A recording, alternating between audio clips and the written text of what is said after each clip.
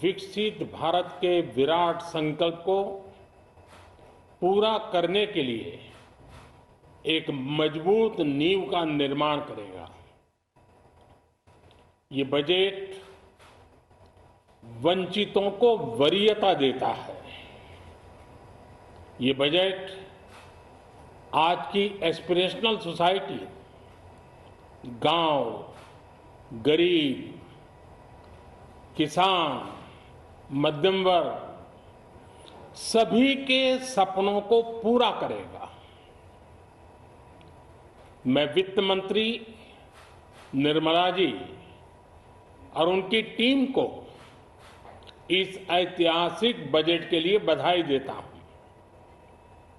साथियों, परंपरागत रूप से अपने हाथ से औजारों और टूल्स से कड़ी मेहनत कर कुछ न कुछ सृजन करने वाले करोड़ों विश्वकर्मा इस देश के निर्माता है। लोहार, सुनार, कुम्हार, सुथार, मूर्तिकार, कारीगर, मिस्त्री, अनगिनत लोगों की बहुत बड़ी लंबी लिस्ट है। इन सभी विश्वकर्माओं की मेहनत और सृजन को देश इस बजट में पहली बार अनेक प्रोत्साहन योजना लेकर के आया है। ऐसे लोगों के लिए ट्रेनिंग, टेक्नोलॉजी, क्रेडिट और मार्केट सपोर्ट की व्यवस्था की गई है। पीएम विश्वकर्मा कौशल सम्मान यानी पीएम विकास करोड़ों विश्वकर्माओं के जीवन में बहुत बड़ा बदलाव लाएगा। साथियों, शहरी महिलाओं से लेकर गांव में रहने वाली महिलाएं हो, कारोबार रोजगार में व्यस्त महिलाएं हो या घर काम में व्यस्त महिलाएं हो, उनके जीवन को आसान बनाने के लिए बीते वर्षों में सरकार ने अनेक विध कदम उठाए हैं। जल जीवन मिशन हो, उज्ज्वला योजना हो, पीएम आवास योजना हो, ऐसे अनेक कदम। इन सबको बहुत बड़ी ताकत के साथ आगे बढ़ाया जाएगा। उसके साथ साथ महिला सेल्फ हेल्प ग्रुप एक बहुत बड़ा सामर्थ्यवान क्षेत्र आज भारत में बहुत बड़ी जगह अपने आप एक्वायर कर चुका है। उनको अगर थोड़ा सा बल मिल जाए तो मिरेकल कर सकते हैं। और इसलिए विमेन सेल्फ हेल्प ग्रुप उनके सर्वांगीण के विकास के लिए नई पहल इस बजट में एक नया आयाम जोड़ेगी। महिलाओं के लिए एक विशेष बचत योजना भी शुरू की जा रही है और जनधन अकाउंट के बाद ये विशेष बचत योजना सामान्य परिवार की गृहिणी माताओं बहनों को बहुत बड़ी ताकत देने वाली है। ये बजट सहकारिता को ग्रामीण अर्थव्यवस्था के विकास की धुरी बनाएगा।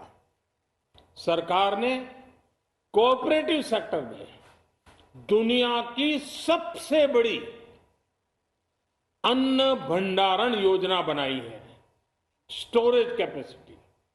बजट में नए प्राइमरी कोऑपरेटिव्स बनाने के लिए एक महत्वाकांक्षी योजना का भी ऐलान हुआ है। इससे खेती के साथ साथ दूध और मछली उत्पादन के क्षेत्र का विस्तार होगा। किसानों, पशुपालकों और मछुआरों को अपने उत्पाद की बेहतर कीमत मिलेगी। साथियों, अब हमें डिजिटल पेमेंट्स की सफलता को एग्रीकल्चर सेक्टर में दोहराना है। इसलिए इस बजट में हम डिजिटल एग्रीकल्चर इंफ्रास्ट्रक्चर की एक बहुत बड़ी योजना लेकर आए हैं। आज दुनिया इंटरनेशनल मिलेट ईयर मना रही है।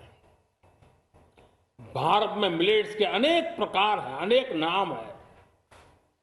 आज जब मिलेट्स घर घर में पहुंच रहा है, पूरी दुनिया में पॉपुलर हो रहा है, तो उसका सर्वाधिक लाभ भारत के छोटे किसानों के नसीब में है।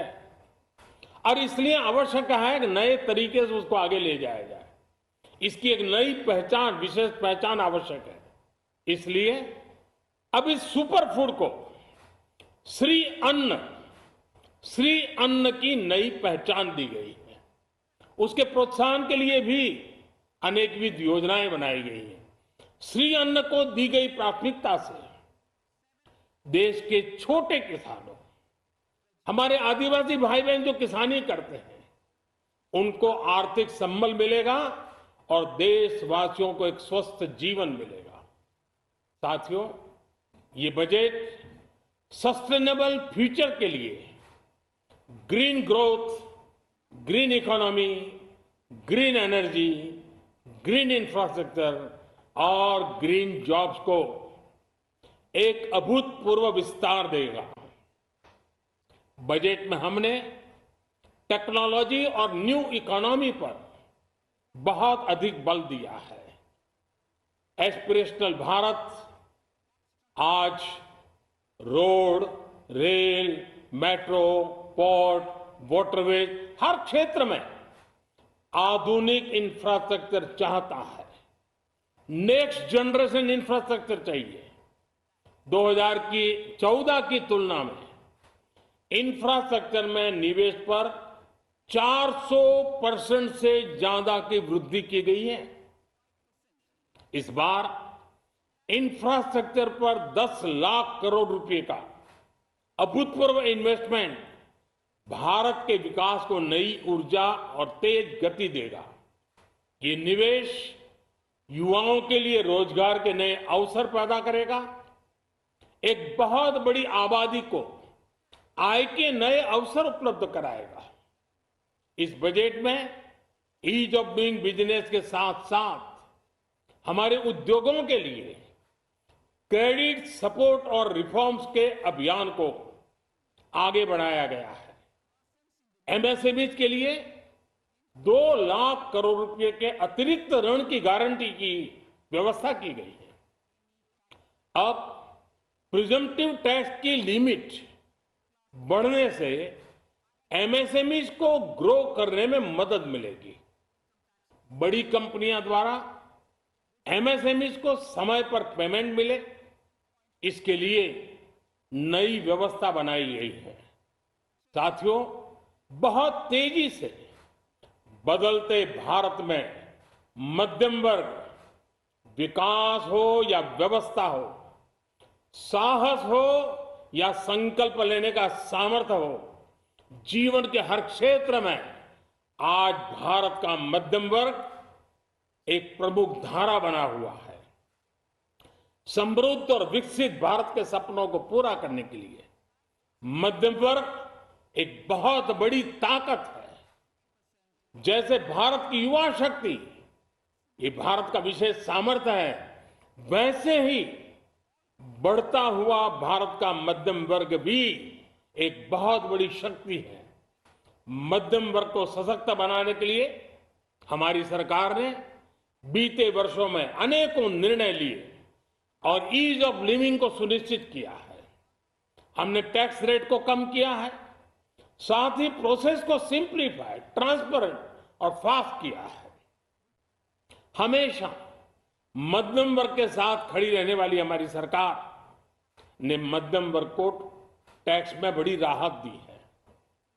इस सर्वस्पर्शी और विकसित भारत के निर्माण को गति देने वाले बजट के लिए मैं फिर एक बार निर्मला जी और उनकी पूरी टीम को बहुत बहुत बधाई देता हूं और देशवासियों को भी बहुत बधाई के साथ साथ मैं आह्वान करता हूं, आइए अब नया बजट आपके सामने है, नए संकल्पों को लेकर के चल पड़े। 2047 में समृद्ध भारत, समर्थ भारत, हर प्रकार से संपन्न भारत हम बना के रहेंगे। आइए इस यात्रा को हम आगे बढ़ाएं। बहुत बहुत धन्यवाद।